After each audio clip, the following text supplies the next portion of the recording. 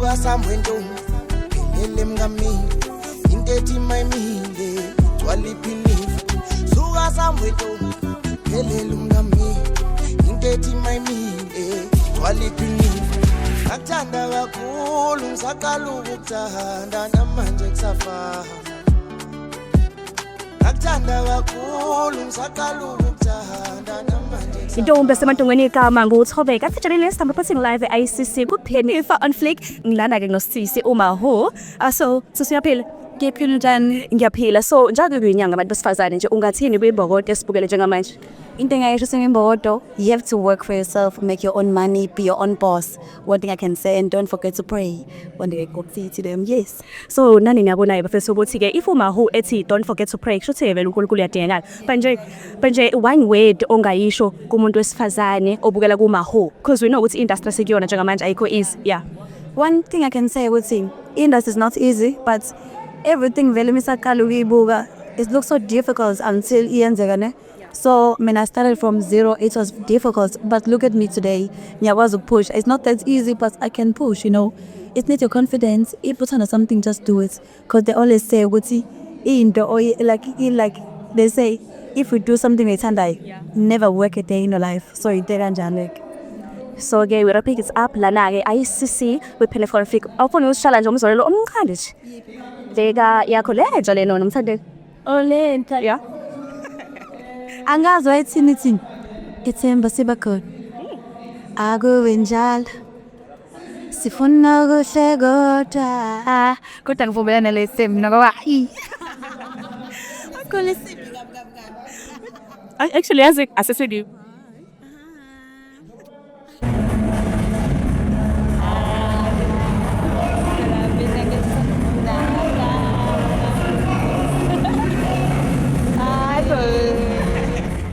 intombi esemantongweni igama nguThobeka the journalist I am here with Sis Anita uphuma stage like siphuma stage into ezela ngaphakathi ngiyazi energy engangiyithatha okay before everything so bona sis sabona njani ngiyaphulo nje ngiyafila please tell me energy engangiyithatha ngicela ukutshela ukuthi yendalo you know ayendalo ngifuna ukusho okuningi okay so since it's a women's month and we know ukuthi njengoba kuyinyanga abantu besifazane and it's the last day of the month ungathinja kwembokode kunjengamanje ekhaya lapha because siyakyango sam empowerisha ave kuthi mina ngithi la imbokode elalele ayiqini la ikhona iqhubeke ngedolo yenza imisebenzi emeli yenziwe oba kuphela kephendula idolo qina mbokode so qina mbokode okay we know what you've been part of Penifa on Flick from iqala till manje what's your take for the organization I feel like ibagithi kwasam okoyaqala it has empowered so many women out there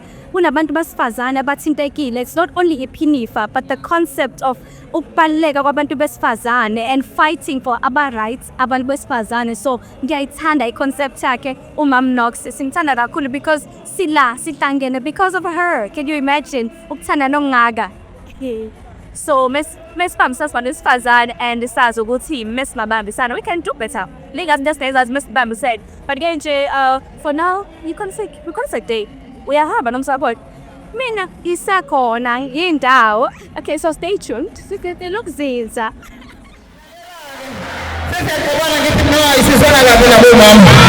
Sifuna le mali, sifuna le cash, sifuna le stash.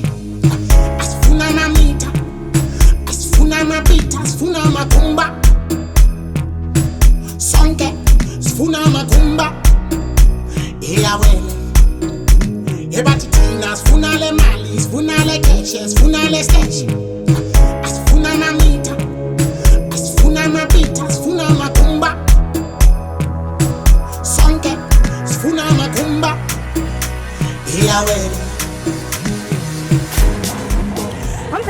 I'm back again obuyela emakhaya so ngine-founder manje umqondo nomzimba ngicuma namhlanje akosama azoma ngishone phansi ma uyaphila asomuhle uyaphila mom ngiyaphila angazi ukuthi ngathini wena but can you just Melbatshela ukuthi I bet it okay, asebenze ke manje ngicela usitshele ukuthi what's the mind behind Penifa on Flick? I think when I started the concept here, Pink Van Flake, Ndangi, you know, when you sit down and think, what's in who I am. You know, I fly to London now, I fly to Spain, I fly to China, Dubai and all those things, but at the end of the day, and I want to say humble because you know, people always feel like a victim. But humble makes me guilty. I am humbled by where I come from to where I am. That situation as a guy at home in the family of our age made me realize it was ungiven forever. But it humbled me into a way I want to change the situation. In order to change the situation, you need to know who you are. And you need to know what's your vision and what's popular. That's where we are. So ngiyathemba ukuthi niyabona umqondo umuntu ohlakaniphile ka umbuzo umuza ngokhuluma ngolimi lakho ukuthi uhlakaniphile ke lo muntu no but nje ukhona umuntu osekhaya njengamanje yasibuka uyasho ukuthi I wanna be njengomama uMadam Knox ungathini ke ngikhuluma nembokodo manje ethi mina I wanna be this person. Okay, fine, uMam Knox akafundile. I wouldn't advise that.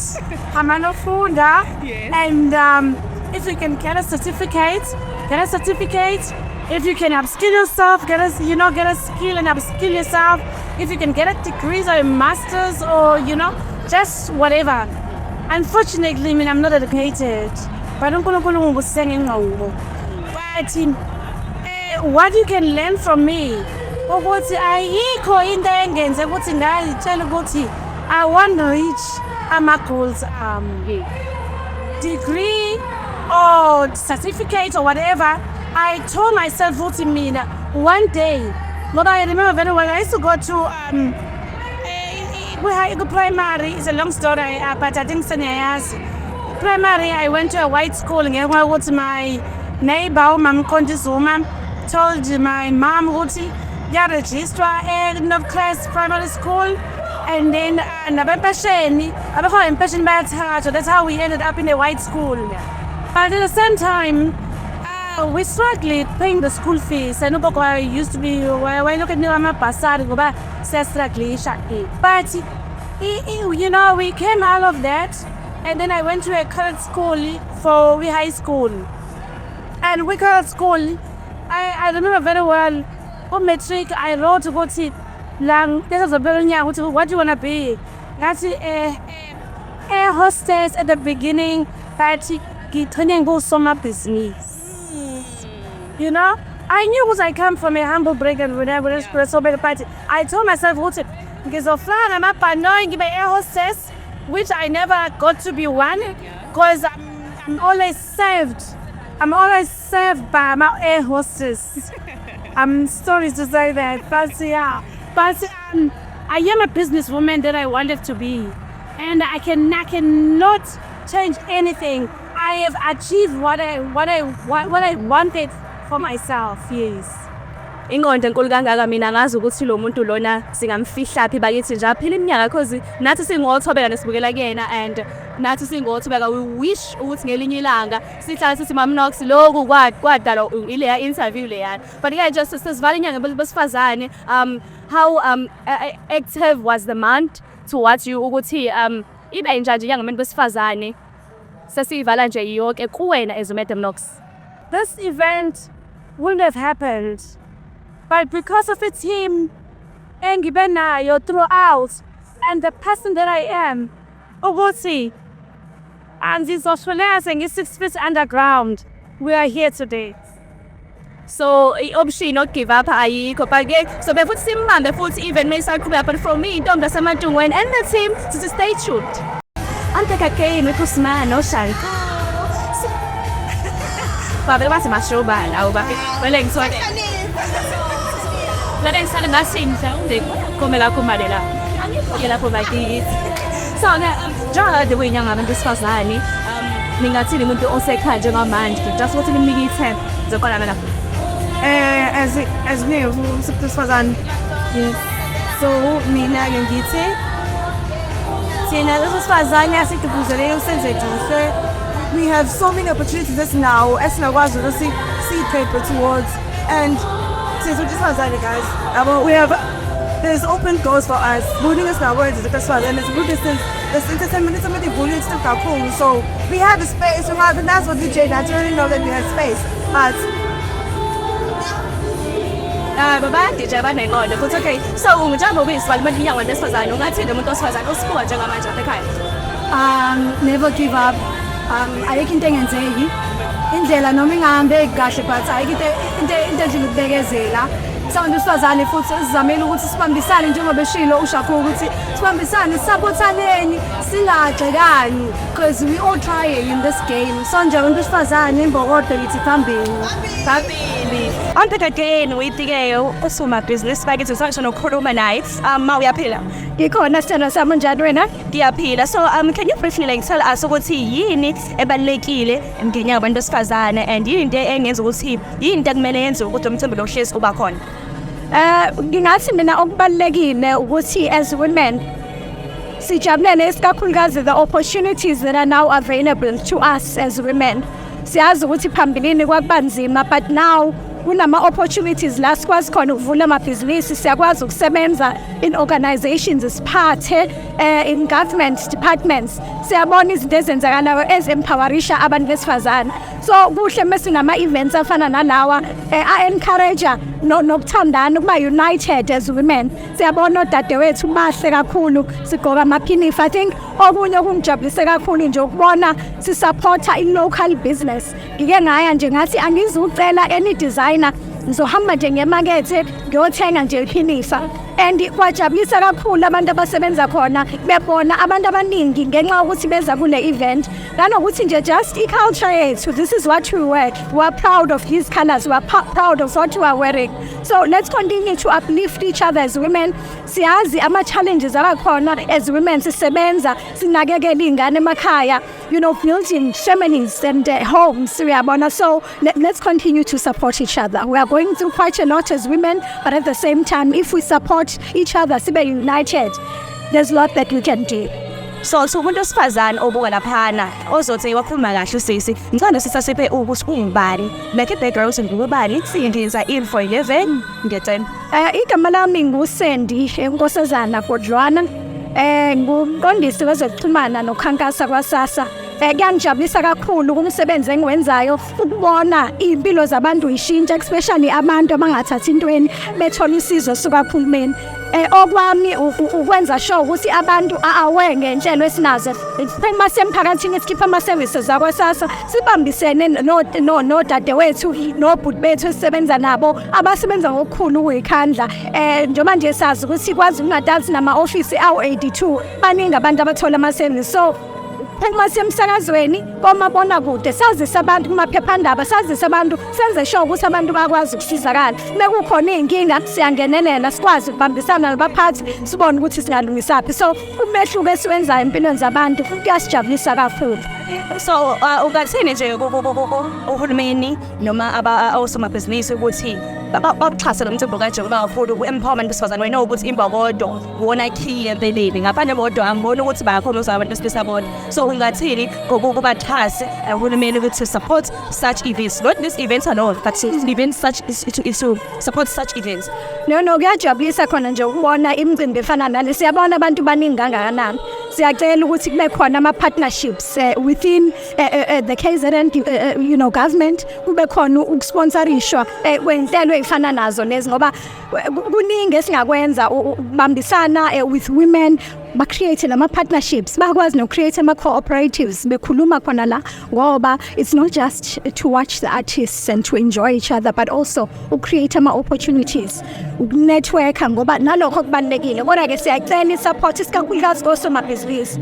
qhubeke lolu hlelo ungapheleli la namhlanje kodwa-ke more and more years ngoba siyazi ukuthi kukhulu okungenzeka not just the entertainment but also the empowerment especially of women nizoleke nalapho kwele emakhaya ukuthi hayi lana kukho nje abantu besifazane nje abangazi ba why they are here, they know why they are here. So siyacela ukuthi ke support amabhizinisi akanjena nama event akanjena, just let's be abantu besifazane and also just to empower abantu besifazane abasibe emakhaya. I'll be back again.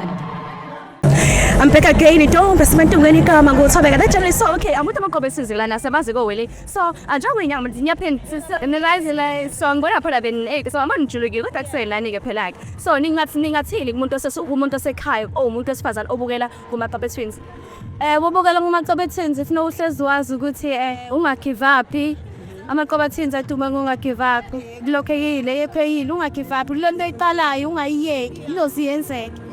So njengoba inyanga abantu besifazane nje wena as umuntu wesifazane what's your take on women empowerment? Siyathanda kakhulu kona abantu besifazane benza into enkulu emhlabeni ngoba ngisho ngikhuluma noVijizolo ukuthi siyawadinga abantu besifazane kwi-production nabo bezohlala edeskini. So sijabule kakhulu ukuthi siyabona nakhona ngeke sikuvale lokho ukuthi siyababona bayayenza into enkulu baqhubeke njalo. It's so amazing abaqhubeke benza into enkulu. Maqhubeka siqhubekane izinto ezinkulu. I'll be back with another interview. I'm back again with umama lana kuthiwa uyi-fashion designer. So sawubona bancane usitshela ukuthi uma ubani?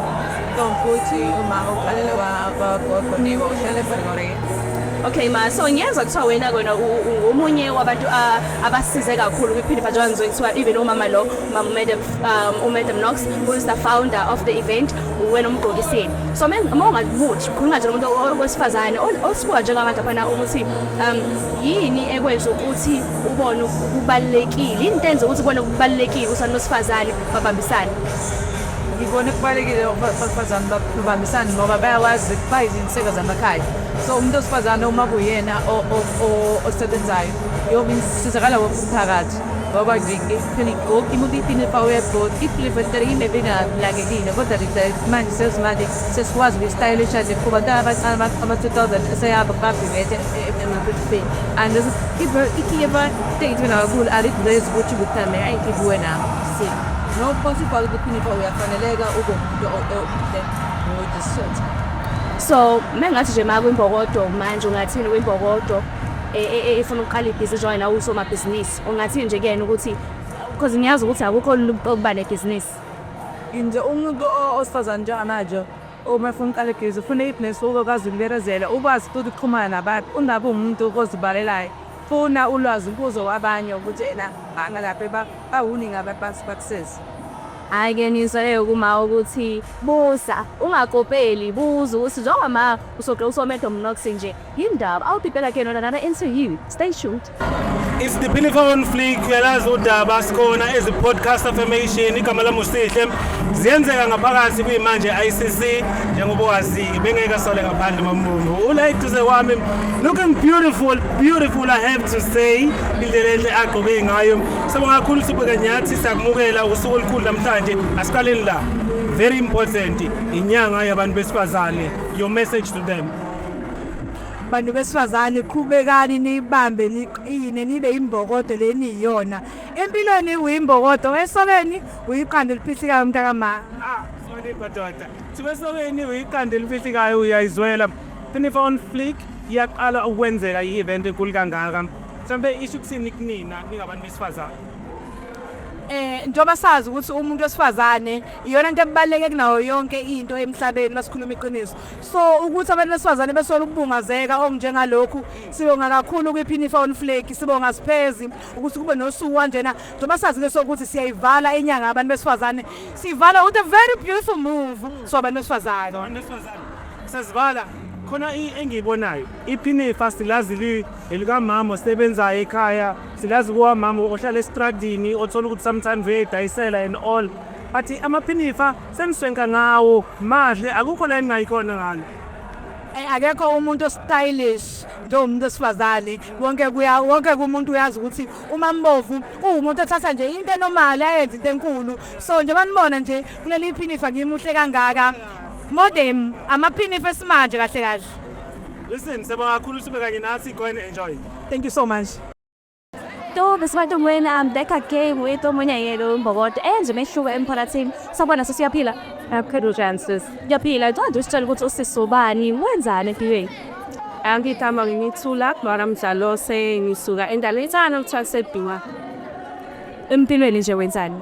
Or I'm a political researcher. So as this is some sort of like so done the best I can. Siyazama ukuthi sifunde sazi amasiko ethu samkwenza izinto the African way. So yeah. So nimzule ukuthi ke yena ke Nkosiyami la ipolitiki nje ya. So just umuntu osekhaya obulela kwena show khona into akwazi. Umuntu osekhaya kwena ungathini most women empowerment. Women empowerment is very important to us as young women, especially in South Africa. Ngoba sibhekelana neziningi silabantu besifazane, especially young women. Sinenkinga ze-GBV njengoba nazi sinenkinga ze-homicide. Isikhathi esithisayo to be a woman in this country, this day and age. So siyazi ukuthi kubalekile ukuthi njengoba inyanga yabantu besifazane Women's Month in August, ukuthi sisekelane, support each other, become a collective and show ukuthi as a collective the voice of women is louder. So I think in a nutshell for me na Women's Month, women empowerment, we show ukulekelelana to support each other's programs, to support each other's events, sikhombisa ukubumbana and really just to stand as a collective as women. Angifuna usimabuka le interview ungafundise ngifuna sifundise ngifuna umuntu ahambe ubona ibhestaki manje ngiyabonga kakhulu yeah debok intombi esemantungweni igama uthobeka abheka again with uDJ Sindo so siyaphila Ngiyaphila njani? ngiyaphila can you briefly like tell us ukuthi isini inyanga yabantu besifazane kwena Ilanga labantu besifazane nje ukuyi-appreciate ukubuza ukuthi sisuka kephi because my friends bakudala they fought for us ukuthi sifike kuleli zinga where equality manje siya-exista. It's about just celebrating us as women and all our struggles nje. Uyabona kuhlanganyela nje sizawona sibe njalo sijabule. Sorry. So ungathini nje ukumbukela ekhaya umupha nje imessage ukuthi aqine kwimbodo moyiqinisa nje ngathini ngivala inyanga abantu besifazane Umuntu wesifazane ngithi qina imbokodo but at the same time futhi be soft. Kumnandi sometimes uma umuntu wesifazane ukuyikhumbuza ukuthi you know what, it's okay, whether my fault here and there, it's all about how you get up, picking yourself up and dusting yourself up. Nje thanda umuntu wesifazane and whatever dream that you have, go for it. Izuleke so whatever dream that you have, go for it. Sibonga kakhulu nje Sindo. I'm back again with omunye kwabantu besifazane Nkosiyami omncanyana njengoba muhle kanje zawusho ukuthi ubani bese uyasho njengoba umuhle nje ngokusoba Hello, sanibonani, ngusiphokazi Mkhongo. Ngosembungulu ngigqoke so happy Gumede. ungathini nje umuntu osifazana omncane ungathini imessage ke umuntu osifazana omncane olapha nje ekhaya ubona umuntu ongakayi Ingathi nje umuntu osifazane ziphathe kahle feza wonke amaphupho akho uthembe kuNkulunkulu ukuthi konke kuzoba right uzimisele kokwenzayo ngiyabonga California phone alone in Tandana.